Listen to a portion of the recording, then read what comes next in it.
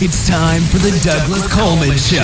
Mr. Smooth and Savvy is joined by guests from all walks of life, from the entertainment industry to authors to political and social commentators, the famous and not so famous, the controversial and the light and fluffy. We have it all. Now, here's Douglas Coleman.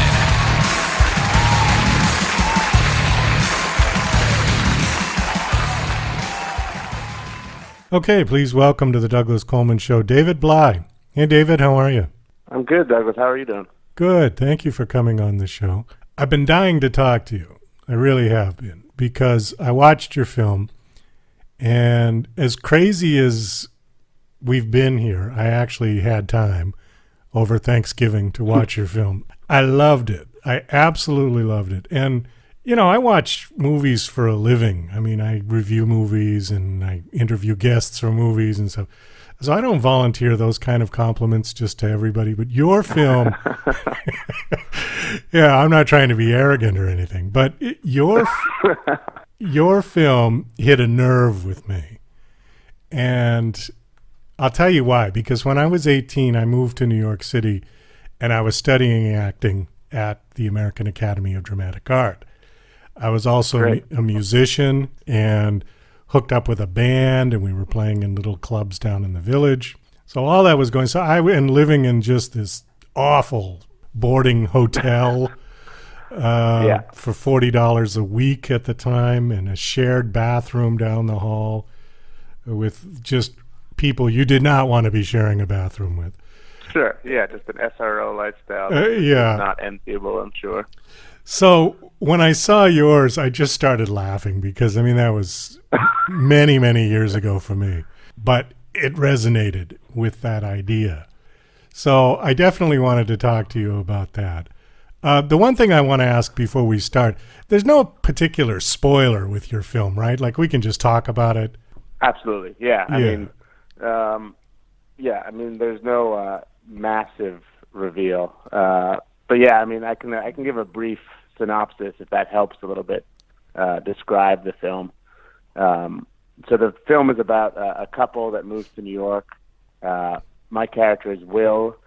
He's a chef, and Gabby is a sculptor, and they've been living there for several years, and just nothing is sort of sparking for them. And they get this fast-track piece of advice from a friend that in order to survive in New York the way that the city has evolved, you have to have a sugar mama or a sugar daddy. So the name of the movie is called Sweet Parents, which is a term we made up to sort of encapsulate that kind of lifestyle, that kind of arrangement. And they rant against this style of living, but by happenstance, by organic, serendipitous meetings in New York, which is how New York happens, they end up both making the acquaintance of and eventually starting a relationship with a wealthy, older benefactor. Respectively. And it sort of helps their relationship, but ultimately at the detriment of their own true love relationship with each other. Right. So did you actually live that life as a filmmaker? As soon as I moved to New York, I moved from Montreal to New York, and I immediately felt like the city was just punching me in the face with how expensive it was, the hardship of living there. And I met people that were living this lifestyle. Okay. I was bartending in a restaurant, and there were regulars that lived this lifestyle. Leah herself was working at a restaurant, and there were regulars that she was friendly with that would come in with their elder significant others. But I always wanted to live this lifestyle.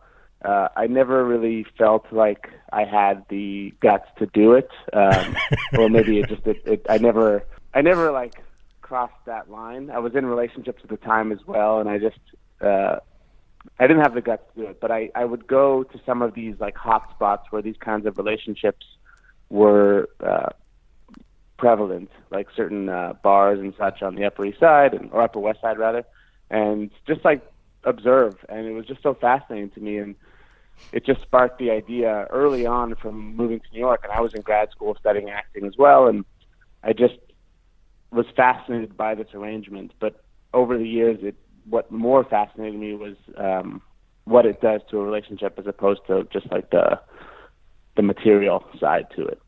That's a big question that I definitely want to talk about. Yeah, that's the big question. Theme, and I liked how the movie, like at the end, it ended very ambiguously, but it ended perfectly ambiguously because the characters didn't know. That was the end. It was like, which way are we going to go? We're at a crossroads now.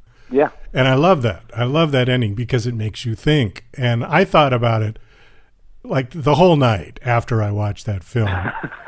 That makes me very happy. You know, and just reminiscing about stuff that happened to me when I was in New York. Now, I was there from like 1980 to 1982 and a half, okay?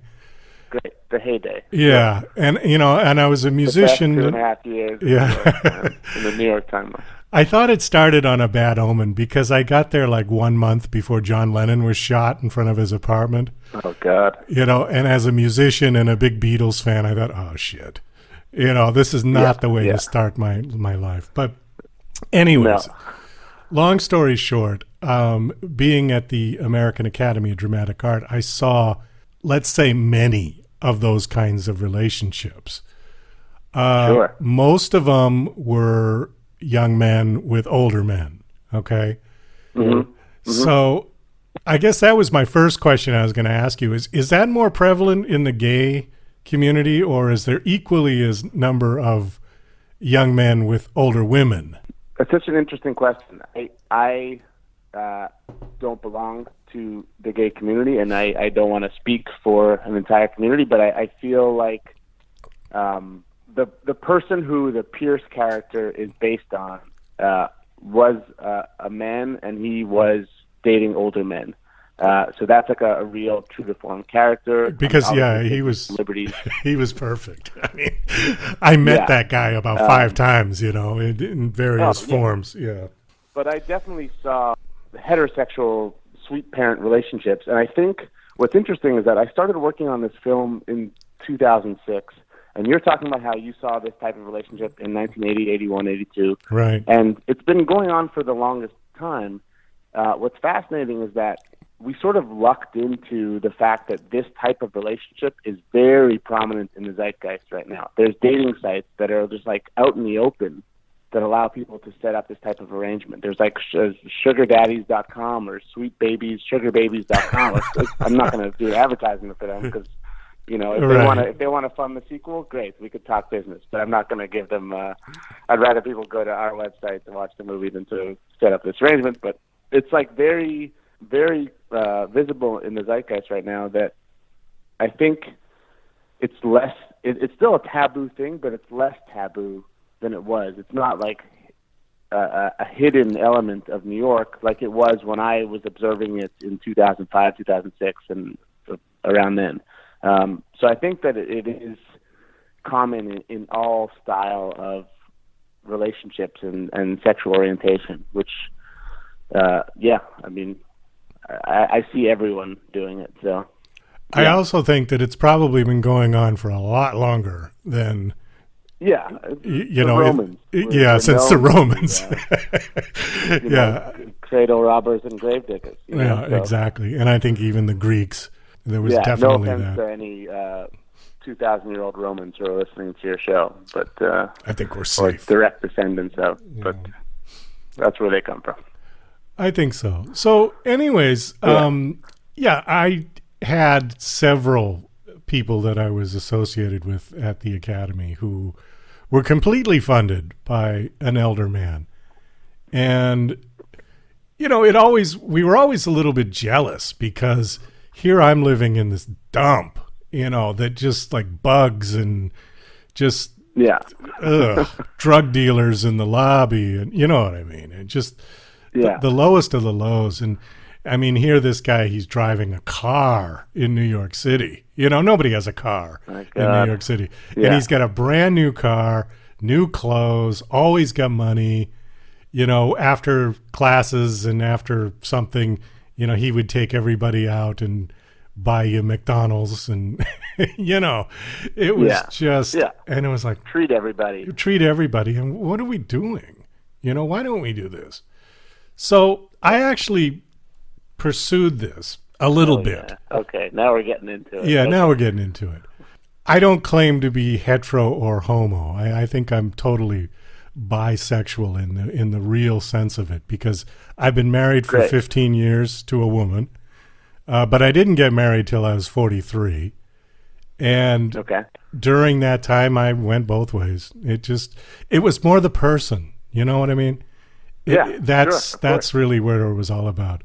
So, anyways, at that time, the idea of with a 40, 50-year-old woman just didn't appeal to me. But I thought with a man, okay, maybe I could handle that. So, Gotcha. Yeah, that's interesting. yeah, so okay, so here I am, and I'm kind of on the prowl, looking, And what happened was the guys that I just was not into, I just wouldn't even go with them. And I was like, you know what? Nah, I don't care how much money he's got. Sorry. There's just something creepy about this guy, or, you get that bad vibe from people. And and the ones that I really liked, I couldn't take their money from them. Oh, wow. Because I really liked them. Do you know what I mean?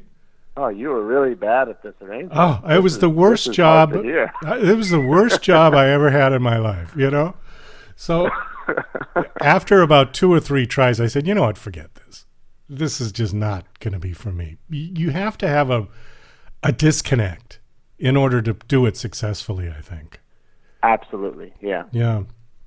But my question... I didn't have that disconnect, and the characters didn't have that disconnect either. That's just what I was going to ask. But yeah. Yeah, that's just what I was going to ask. I was going to say, did you think... Because I got the impression that both of them really liked their sweet parent. Yeah, I think just like watching the film last night with some friends, and it was interesting to watch certain nuances and things that we focused on in the script. That there's like a key moment when Gabby meets Oscar, the Brazilian architect, and the first time she meets him, she mentions her boyfriend, and it's nothing for that scene, but it was a very intentional thing when we were writing the script to establish the fact that from the get-go, there's no deceit on her part. While in Will's relationship later, there is a bit of a sense of hiding something. But I think her relationship with Oscar starts so organically about a shared passion for art and for their own creative endeavors and who they hope the ideal owner of their work is and how they're going to take care of their work and how it will live on. And the fact that they just bonded so beautifully over that, I mean, you immediately leapfrog the like idea of disconnect for sex or for material. Like you immediately just have a bond with someone. And so that just like created the base for a real relationship between the two of them that starts off as just a mutual passion for art and support for each other's work, but eventually later on potentially becomes something a bit more physical. We don't address that intentionally. And with Will and Guylaine, I think getting to cook for someone new and for someone to like genuinely appreciate the food, and I think there's a scene where he's just cooked for her for the first time in a restaurant, and she tells him it was the best meal he's ever had, and he's been staring at this dollar on the wall. It's a little bit of an Easter egg for the film, but earlier in the film he's talking about like in New York, you don't find $500 sitting in the middle of the street. You find a dollar bill covered in mud with like 50 hands grabbing for it. And later on in this, when he just cooks for Guylaine, there's the first dollar that this restaurant's ever made, and it's just like the dollar that represents like how hard it is to make this dollar and to have a restaurant succeed. And then he's feeling those emotions of having just been a head chef for the first time, and then he meets this woman, and she compliments his food and takes interest in him and quotes him back about the sweet spot. And it's just like, this is such a beautiful person who's a real person that you meet in New York, like the serendipity of New York. And it just creates a base for a real connection. Yeah, I think it's hard for both of these protagonists to have a disconnect and just do this purely for the material benefits that they would get, not just clothing or whatever, but like connections in the art world or connections in the restaurant world. I think they develop genuine feelings for the elder benefactors, and it makes it so complicated. That was my problem. That was exactly my problem, is that I would get genuine feelings, and I couldn't be, and I hate to use the word because it's more complicated than that, but I just couldn't be a prostitute, you know, because that's what I felt like. I think like Will uses that term about Pierce after he's met him. It's like being a prostitute, and I think that's potentially a judgmental view of the way someone lives their life and derives pleasure or personal happiness. So I don't deny the fact that Will's initial reaction is pretty judgmental, and Gabby sort of tries to talk him off the ledge a little bit, but it's just not how he sees the world. And yet Pierce and people like Pierce, they can see the world that way, and it's pretty interesting. I don't possess that. You're saying you don't possess that, and like I'm relieved to hear when people say that they can't live that way, because in my mind it feels like you have a soul, but that's pretty judgmental, I guess, also to presume that someone who lives this way with a sugar mama or sugar daddy is soulless. But, you know, they just see it in a totally different light. See, I put that relationship, though, the sugar daddy, sugar mama, at a little bit a higher level than the proverbial streetwalker, okay? Because the streetwalker literally will go with anybody who's got the money. And it's only for sex. It's not for anything more personal than money. And money is about as impersonal as it gets, okay? Right. So when you're with somebody for a more longer term, there is bound to be a relationship that will develop. And I think from the get-go, those kind of relationships, they understand the boundaries. They understand what it's about. But a lot of things can happen in between that may be a bit more vague. Now, the character, Pierce was his name? Yeah. He came off to me as somebody who just really didn't care about his rich daddy. That he knew what he was doing. He was just playing him for all it was worth. That's how he came off to me. To me as well. Yeah, I think so. Yeah. I think there's. I mean, we obviously have to like cut some stuff for time, but the way he appears in the film is pretty much how you described it. You're listening to Mr. Smooth and Savvy right here on the Douglas Coleman Show. We'll be right back after these commercial messages. DJC Music and DJC Productions are pleased to announce a brand new website. We have started a listing website for radio show hosts as well as potential show guests. This is a meeting site where hosts and guests can come together. Show hosts can list their show and types of guests they're interested in booking. Potential guests can list their talents, bio, accomplishments, or anything they feel makes them an interesting radio show guest.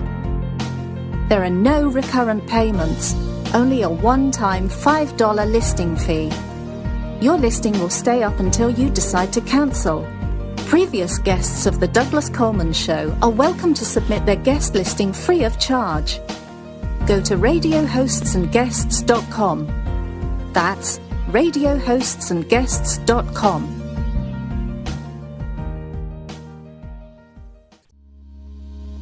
Love coffee, huh? But wait a minute. It seems like every time you finish a cup of coffee, you get all of these side effects along with it. Heartburn, indigestion, upset stomach, acid reflux. As the world's first and only organic acid-free coffee, Tyler's Coffee is able to provide a healthier option in the solution for more than 100 million individuals who have sensitive stomachs or suffer from acid-related modalities. This is Tyler's acid-free coffee. Coffee without the consequences. Hi, this is John Morgan, production supervisor for DJC Productions. You're listening to The Douglas Coleman Show. Okay, so this brings up the question then.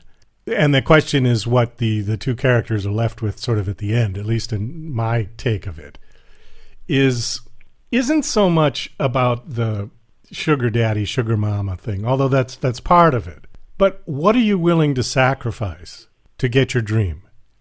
That was the real question that was left for me. What are you willing to do for it? And do you sacrifice the dream for love?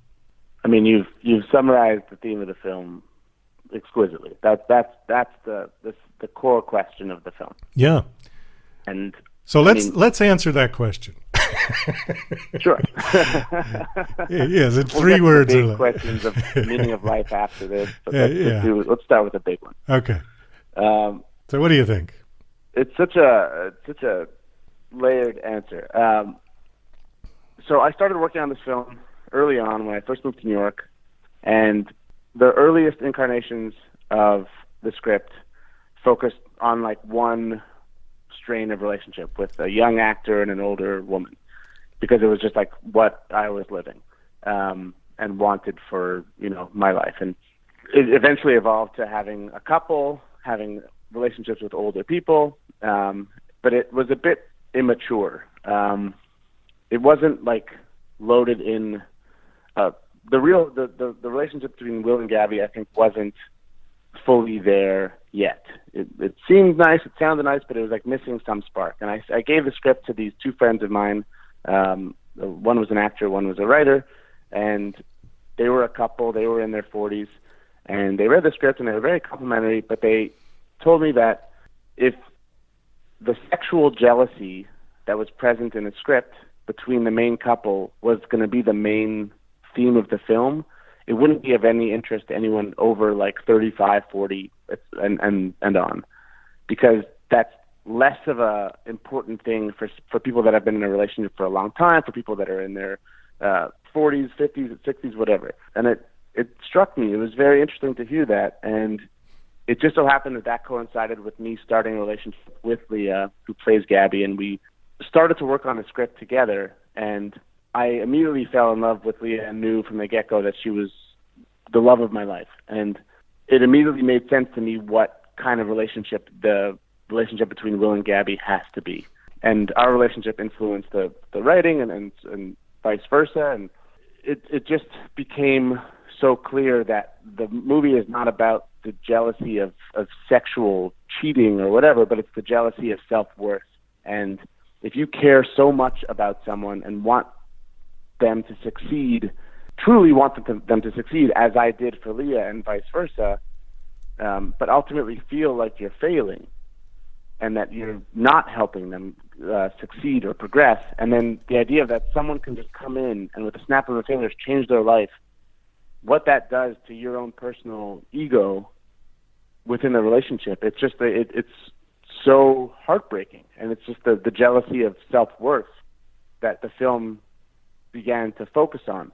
And so the big climactic dinner scene in the film is Will's attempt to puppeteer some plan that will ultimately allow for Gabby to have the life that she always dreamed of, and as well he'll have the life he's always dreamed of, but it's just ultimately without each other, possibly. And I think he thinks that it's going to be without each other.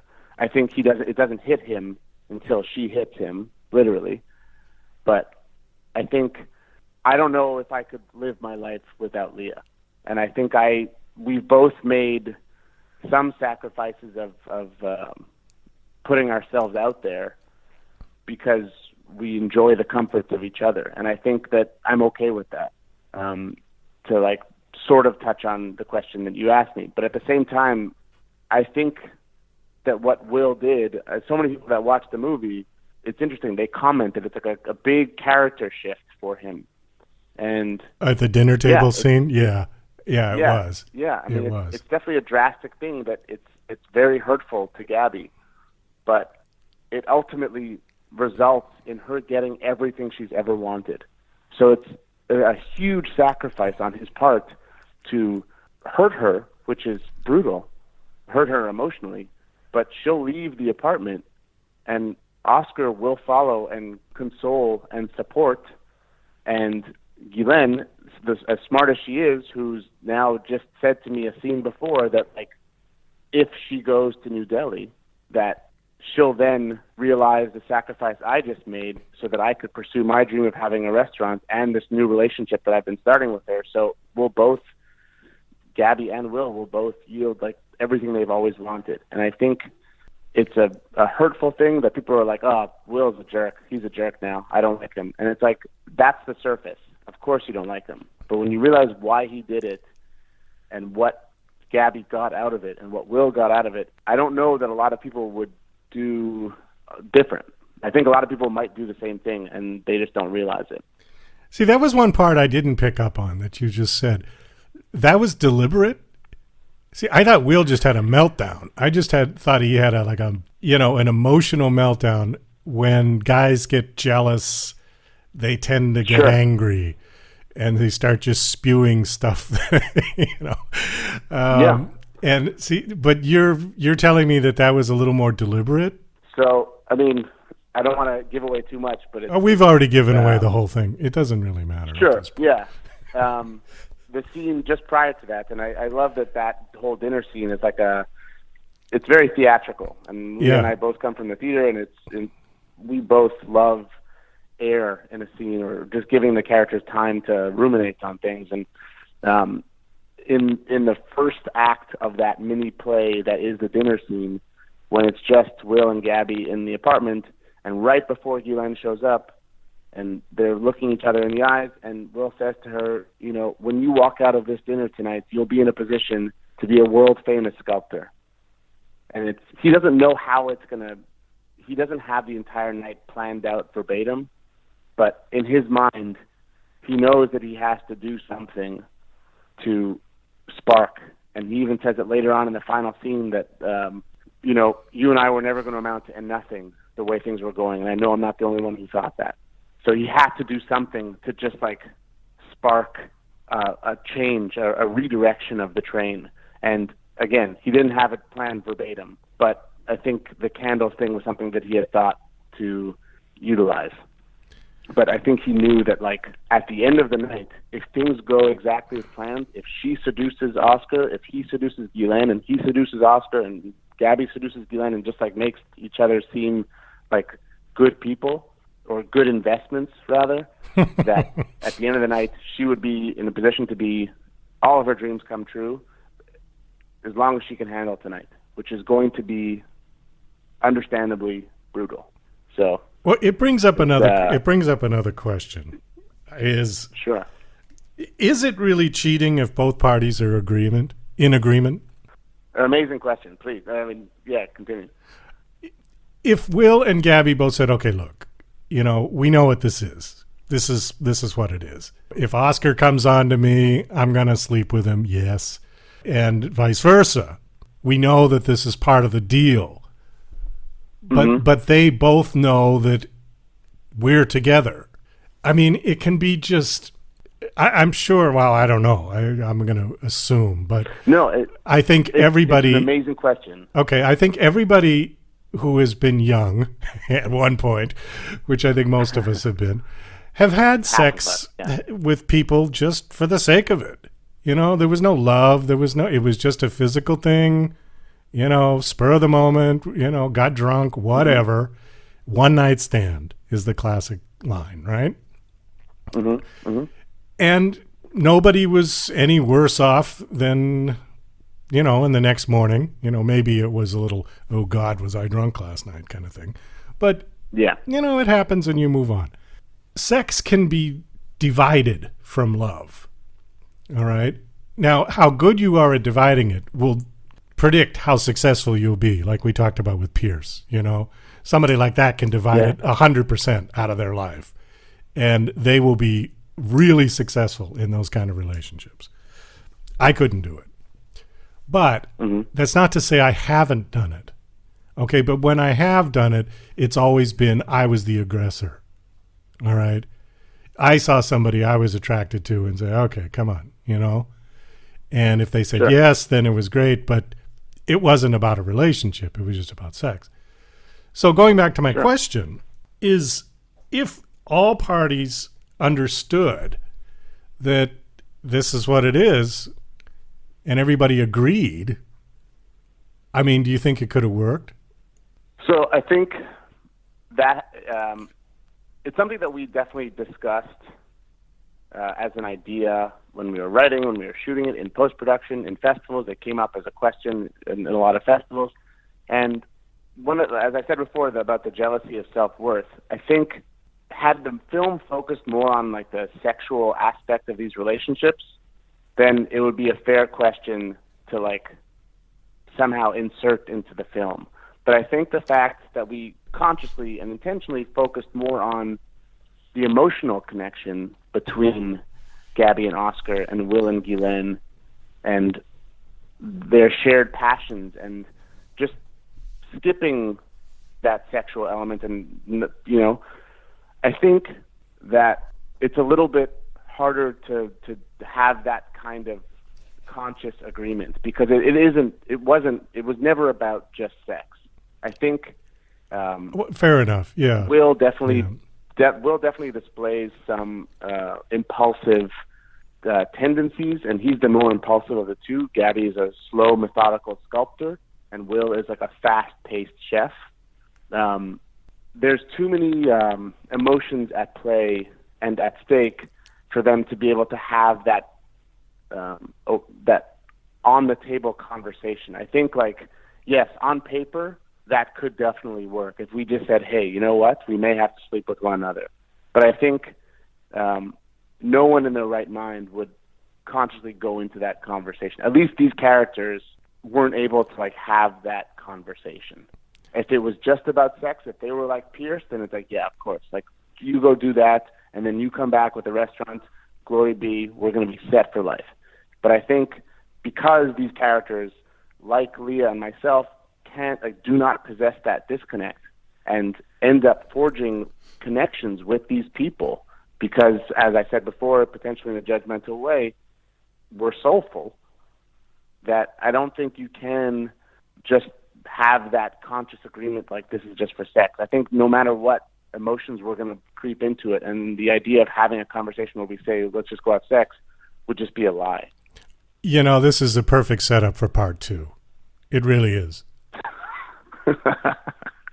You pick it up right at the bar and go into the whole next, she goes to India and, Will goes for a little while, but then he misses Gabby, comes back, or, maybe since what's cool is that you've got the characters that can go like other places, because Oscar is from Brazil originally. Yeah. So he's got a home there. Sort of like a Before Sunrise. Yeah. Like Before Sunrise trilogy. Well, when I was much younger, I started writing the sequel. It was, I think it was, at the time, it was going to be called Ends Meet, where Will's working in a butcher shop, and the restaurant did not do well, but and he's just like still working as a chef. But Gabby is a very famous sculptor with Oscar still. Oh, there's an idea. One makes it, one doesn't, right? That's an idea. Yeah, there's a couple of different ways you could go with that. But the one thing that you did say that was true about those characters is that it never, with both Oscar and, what was the older woman's character's name? Guylaine. No wonder I never would remember that. Okay, so Oscar and Guylaine, the respective relationships that were started with them were never presumed to be sexual relationships. And I think that's where it was cool the way you did it, because, okay, anytime men and women, straight men and women meet, there always is that possibility of sex, right? I mean, it's always in the back of people's minds. I don't care who you are. Sure. Of course. Of course, it's always there. It's an undercurrent. And as the characters get into more intimate, private situations, I mean, with Gabby and Oscar sitting there in front of the fire in his beautiful home and drinking wine, and how much of a click is it? And she says to him, "This is the best thing I've ever tasted in my life." Right. Food, like the biggest dagger in the. How big of a click is it going to be just to get him to jump on her, or vice versa? Right. It's not. It's like one little step. So you kept it there which was cool because that kept the energy and it kept the sort of, are they going to do it or not, and that's what was very, I don't know, it was enthralling for me. It was like, something that kept me interested in what was going to happen, and I liked that. It's great to hear. That's the entire intention, and it's very validating to hear that it resonates. All right, so you're going to do a part 2 or what? I would love to. If we get the budget to go to Brazil, let's we're going. I'm just curious. Can you tell me the budget that you had for this one? Sure. So, I genuinely don't have the actual numbers off the top of my head, but I know that the initial budget that was drafted by our producers was a couple $100,000, which we did not have. We did not have that amount of money. And we got a small windfall of support from family and family friends and friends, and we stretched that pretty well. And the real thing is that the budget was about $200,000-$300,000 all in. But again, we did not have that money, and we got so many in-kind contributions from camera shops, all the locations, all the restaurants. There's one restaurant in particular that I love talking about, was the scene where we meet Pierce. It's this restaurant in New York called Mayajuel, and it was one of my favorite restaurants, favorite bars in New York, in the East Village. And I think it actually has since closed during COVID, unfortunately. I hope not. If it's open, please go there. They're fantastic. But when I first went to this restaurant, I immediately envisioned that the scene for this movie had to take place in this bar. And I reached out to the owner a few years later, when this 2 years before we even shot the film, when we thought we were going to be filming the movie 2 years before, asking if we could film in the restaurant. And the owner, Justin, was so incredibly nice, and he invited us in to take a look, and he said, anything you guys need, for as many days as you need, you can have it in the morning, have it in the day. We can find days that we're not open or whatever, and just it's yours. And we paid a nominal fee, like a couple $100, which is insane. And I hope that they're not going to be, they're close. They're not going to be flooded with requests. But he was so kind, and he said, I just want to see good people doing good things. That's the spirit of New York. And that's beautiful. I know that we've heard that expression before, but it was so meaningful.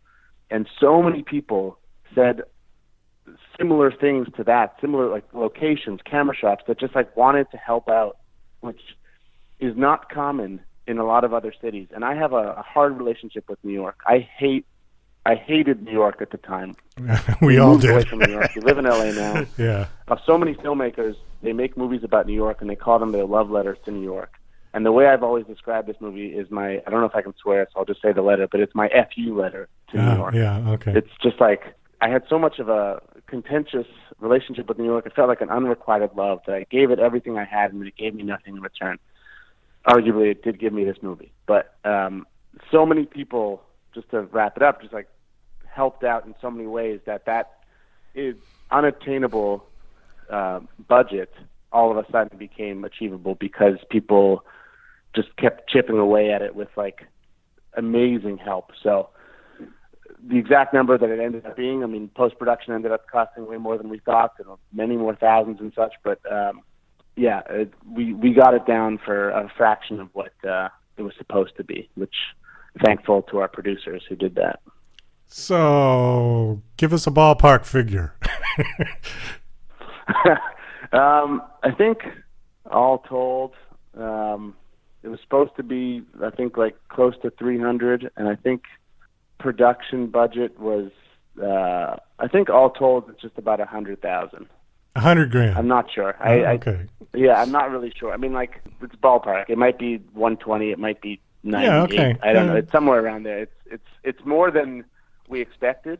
It's just been every penny that I've made in side jobs over the years has just been going towards that for the last few years, and we've had some additional help come in, and I was just I'm looking really I was really just looking for a ballpark number. I wasn't going to hold you to it. I just the pennies and cents. Yeah, I just wanted to get an idea of what was it $10 million or was it $5,000? So it was. Yeah. closer to the $5,000 side than the $10 million side. Than the 10 million, of course. Yeah. Yeah. Okay. Well, you know what? This interview went way long, but that's all right. We'll give you the whole show. And the only problem is that I can see is we didn't answer any of the questions at all. All we did was create more questions. This is what the movie does at the end. It doesn't give you the answer. So see, this interview is some questions. This interview is just as ambiguous as your movie ending. This interview is going to end in the same way. Yeah. Yeah. It's a verbose, long-winded interview that doesn't tell you anything, with a little bit of humor, a few tears. Yeah. Well, all right. So then we'll have to do a part 2 of this interview then, I guess. Absolutely. Yeah. Do you have any other movies? We'll do it in New Delhi. Yeah. What are you doing now? What are you working on? I'm working on a new feature, sort of a thriller. And Leah herself is actually working on another feature, and so we're married. We've gotten married since the production, but we're also working on some projects together. A new script that we're working on, another food-related one. But yeah, just writing a lot, and I also make my own Amaro, and I film I document the process of making my Amaro, which is like an Italian digestif liqueur. And I film it, and I have a show called That's Amaro, and I have a YouTube channel about that. So that's a fun little creative outlet while I'm in between making movies. All right, wait a minute. You and Leah are married? Yeah. Okay, but you weren't married when you made the film? We've been dating for. Oh, you've been years. dating. Okay. Yeah. So when we started dating in 2012. So we've been together almost 9 years. Sorry. When we started in 2012, we started working on the script together. So I had been working on the script for about 5-6 years on my own, and then when we started dating, we started working on the script together. And then sparks flew, got married, the old song and dance. All right. I did not know that. So yeah, that makes a lot of sense. That because the chemistry between you two was really good, and sometimes that happens with people who aren't together, but when you see that kind of chemistry, you sort of wonder. Yeah. Was there some extra things going on off screen? Right, exactly. So, okay. There were some off-screen arguments, which, that's what happens when you're directing the love of your life. That's true. But also on a script that you've been working on for 10 years that you need to go right because you think it's going to be your savior. Oh, you were director? It's a very interesting production. I directed the film. We both wrote it. We both starred in it. And, yeah. Okay. Wow. We got to wrap this up. The movie's called Sweet Parents. Yeah. It has been out. How long has it been out now? About 2 weeks. 2 weeks. Today. Okay, and it's available everywhere? It's available on Amazon, iTunes, Google Play, Microsoft, just streaming everywhere. And you can get some more info about it at our website at sweetparents.com. We have an Instagram handle at sweetparentsmovie, and Twitter, sweet_parents, and Facebook is Sweet Parents Movie as well. And I'm David Blythe. Just come check me out, and we'll chat about the movie. All right, super. David, thanks so much. This was a lot of fun. Thank you for coming on. Douglas, blast.